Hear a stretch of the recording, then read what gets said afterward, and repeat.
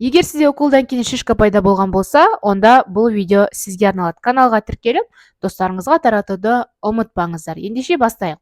Жалпы шишка ол неден пайда болады? Шишка уколды дұрыс салмағандықтан, техникалар дұрыс пайдаланбағандықтан.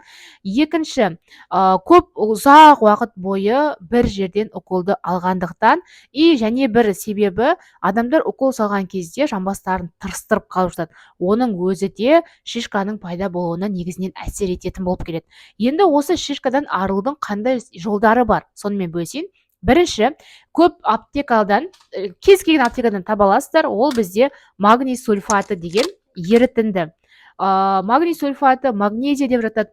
Осыны аласыздар, бір ампуласын сындырып, ватный дискке құясыздар да, сол шишка қай жерде пайда болды, сол жерге жабыстырып, оның сыртынан пищевой пленка, одан кейін лейкопластырды қолдансаңыздар, онда бұл сіздің шишкаңыз примерно 3-4 күннің ішінде кететін болады.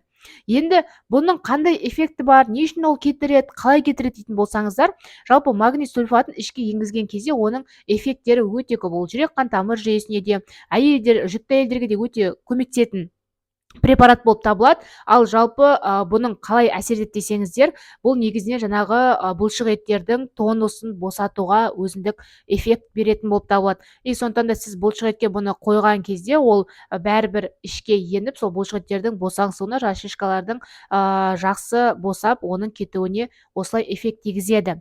Екінші, егер сіздің жамбасыңыз қызарыңқырап, кішкене ірің пайда болып, воспаление үйет, онда сіз вишновский маз бен левомеколь мазын қолдана аласыздар.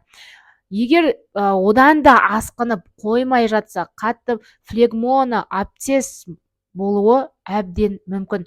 Бұндай жағдайларда сіз дәрігерге барып қаралуыңыз керек. Себебі абсцесс болған жерде міндетті түрде хирургиялық операциялар жасалуы керек болып, ол асқынып кетуі мүмкін. Өз денсаулығыңыз өзіңізге керек, денсаулығыңызды күтіп, өзіңізге абай болуыңызды мен сұраймын.